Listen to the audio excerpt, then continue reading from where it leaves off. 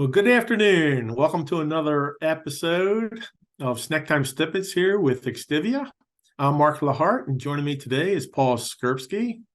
Today, we're going to be talking about the number one cloud ERP solution in the world, Microsoft Dynamics 365 Business Central.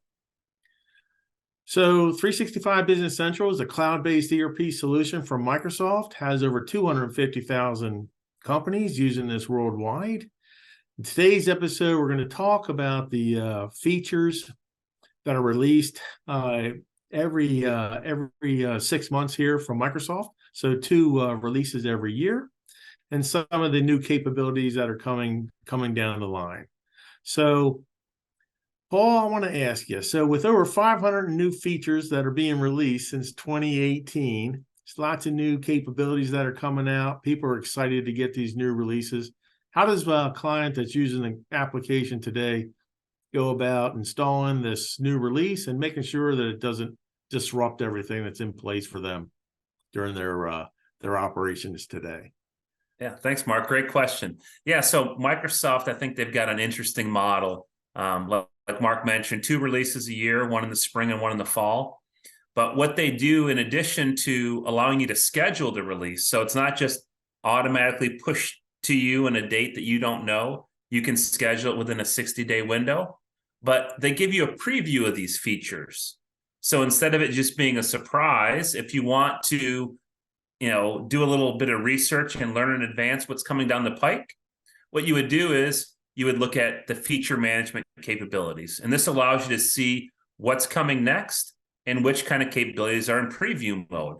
So let me give you guys a little preview of what feature management is. And we'll talk about the three things that Mark and I feel like are the coolest that have been released over the last year or getting ready for release. So for those that haven't seen before, this is Dynamics 365 Business Central.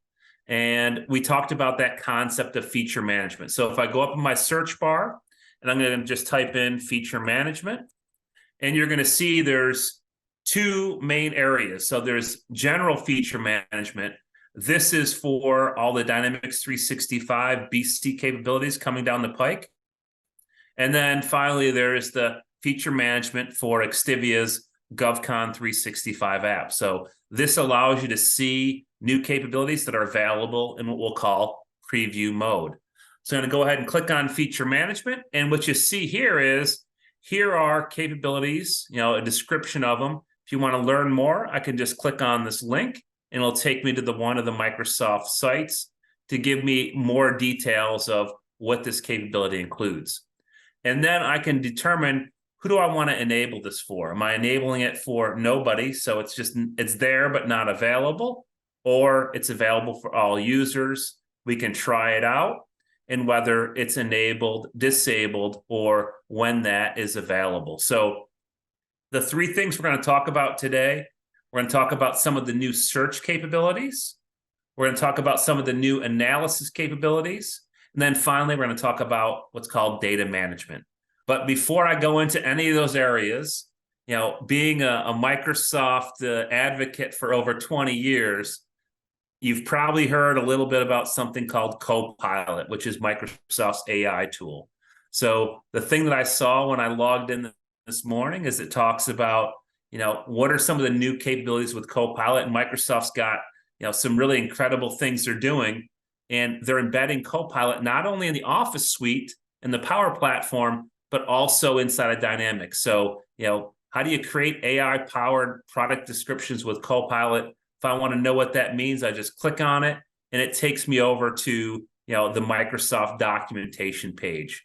So what this is able to do is you can actually take a picture, upload it into Business Central, and it's smart enough to be able to look at that picture and then determine what kind of product it is, what should be the attributes, what should be the description we give it. So just one example of where Copilot may help companies as it relates to AI, but I'm excited about what Copilot will deliver, and we'll certainly be coming to you with more around Microsoft AI and Copilot with Dynamics and also the Office suite.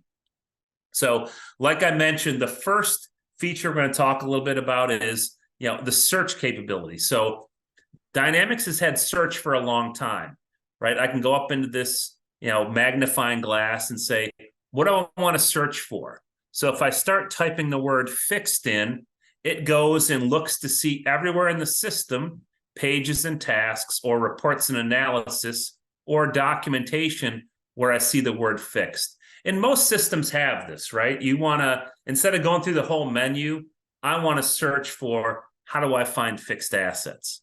But let's pretend that you actually have an asset that you're trying to find. I don't want to search for fixed assets. I want to search in our data where we have certain information. And what this search in company data allows me to do is I pick what tables I want to search in, and then I just type in the words I want to search for. So I'm going to type in the word drone, and I'm going to hit enter.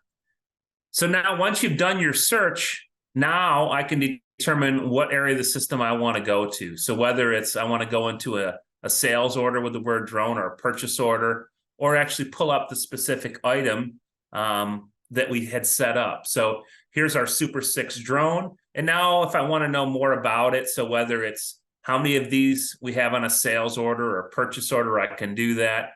I can also go in here, and if this is something that we make, I can actually go in and say, all right, when we actually make this thing, what does the structure look like when it's made? So if I click on that BOM structure, it shows me how do we produce the drone and what are the steps that we go through to make it. So just one example, but that search feature becomes so powerful because sometimes you're trying to find a specific record, but how do you get back to it? So now that search kind of opens up the world. Don't tell Microsoft, but I call it the Google search inside of Business Central. But I can Google search my data or Bing search my data to find specific information that I'm looking for. So that search is something that's in preview mode today, but really it goes to that Microsoft investment. How do we help people to be more effective and efficient?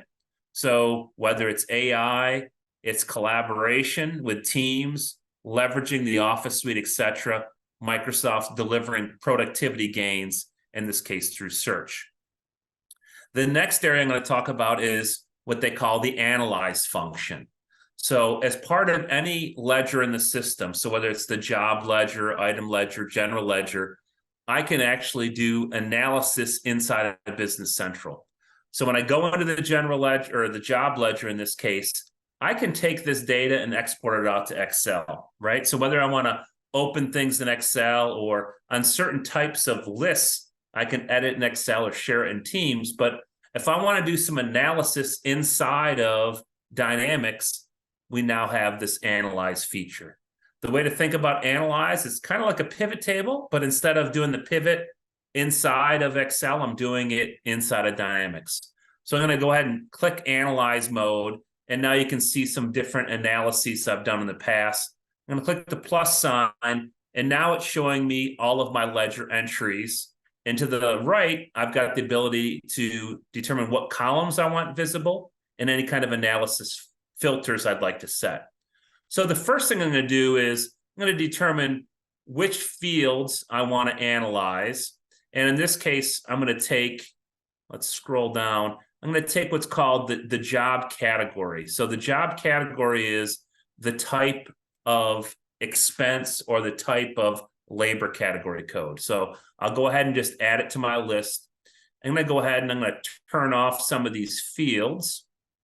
So I'm going to go ahead and we'll remove all of them and decide just which ones do we want to add. So the things that I would like to see is I'd like to see information about, let's say, total cost and unit price. Those are the two fields I want to see. And now I'm seeing for each type of cost or each type of job category, cost and pricing data.